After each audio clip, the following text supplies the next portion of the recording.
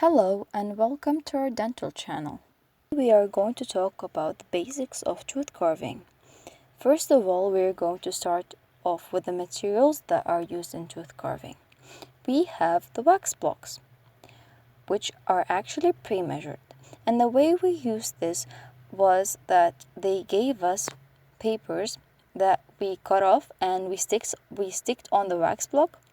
And actually they just gave us the labial and mesial aspects only, so we had to rely on our sight for the opposing aspect.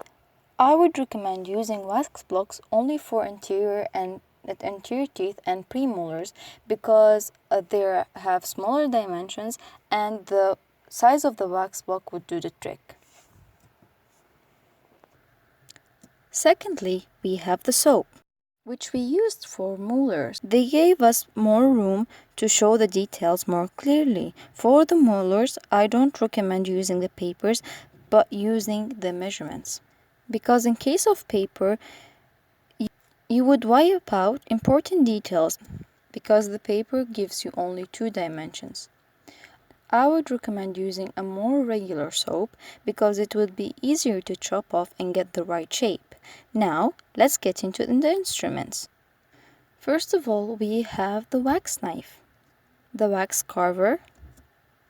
On its other end is actually used for forming foci, and this can be used for amalgam restorations also.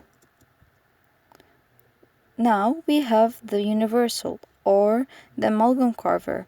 We use this because it gave us more clear details of the cusps and it's more convenient. Now for the good stuff, how to hold the wax knife and how to cut off wax. And I'm telling you this because it saves so much time and it allows you to handle the wax more efficiently. We would be holding the knife in a way that we call a modified pencil grip. And how this works is that you hold the knife as if you're holding a pencil and supporting it with your middle finger. And I really advise you to get used to this because it's the way that you would hold your handpiece. So you would save yourself time, plus it gives you more control. Now for the wax carving. Most of you would cut off the wax, not carve it, meaning that you would take large pieces at once, not scrape it off. And I find this entirely wrong because if you cut it off at once, there is no way you can reverse it. So scrape, don't cut. Another tip is that you don't finish one aspect entirely and then go to another. Because if you had any mistakes on one aspect, you can even the 2 sides out, and it gives you more room to correct your mistakes. Finally, this is not an easy task that you can master with one try. It takes time and effort, but trust me, it all pays off in the end. My carving was just as sloppy as yours is. But after tons of wax and hours of practicing, I got better. And these are some pictures of my work.